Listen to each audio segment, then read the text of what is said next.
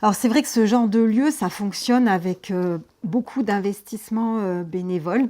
Et de toute façon, c'est dans la nature du lieu, c'est ça, c'est plutôt rassembler des gens qui ont envie de faire des choses. Alors il se trouve qu'il y a 2 salariés, parce que, bah, il y a quand même une partie administrative, il y a une partie animation, au long cours qui est difficile de déléguer complètement. Mais après, moi, je pense que c'est pas des bénévoles à qui on dit: «Allez, viens aider, viens donner un coup de main». C'est plutôt des gens qui ont envie de faire des choses et qui trouvent ici les moyens et les ressources pour le faire, quoi. Aujourd'hui, financièrement, on est encore aidés, on a encore des soutiens, des subventions, mais notamment, on a un agrément, de la caisse d'allocation familière, parce qu'on a obtenu un agrément, espace de vie sociale pour toutes les activités justement à destination des enfants, des familles et la politique, l'état d'esprit qui est derrière, quoi.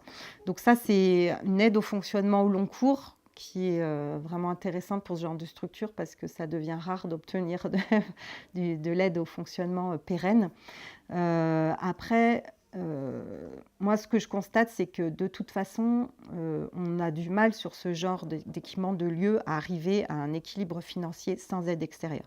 Pourquoi? Parce qu'on a une vraie vocation sociale et on se substitue en partie à une forme de service public qui fait que on propose des ateliers, des activités gratuitement ou à très faible coût. Donc en contrepartie, ouais, il faut bien quand même qu'il y ait des revenus en face qui peuvent pas être que des recettes propres, quoi. Donc le modèle, je pense, ne peut guère se passer d'une aide, qu'elle soit publique, privée, voilà. Mais on essaie le plus possible. Enfin, de toute façon, nous, nos recettes propres augmentent. Elles proviennent de la brasserie, enfin, des ventes de bière. Elles proviennent du coworking, la location des espaces. Elles proviennent de certaines activités de l'atelier, etc. Donc, mais pour équilibrer, c'est un peu utopique.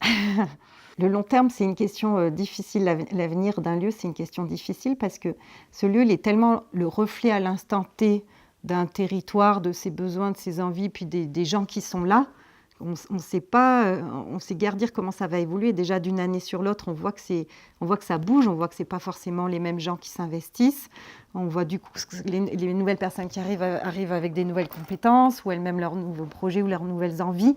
Et ça, c'est difficile à prévoir. Moi, juste ce que je peux prévoir, c'est qu'à mon avis, ça n'aura pas cette forme-là dans 5 ans. Sinon, je dirais presque que ce serait un échec, ça n'aurait pas atteint son objectif d'être un lieu qui, justement, s'adapte à ces réalités-là, quoi. Donc, de toute façon, c'est fait pour évoluer.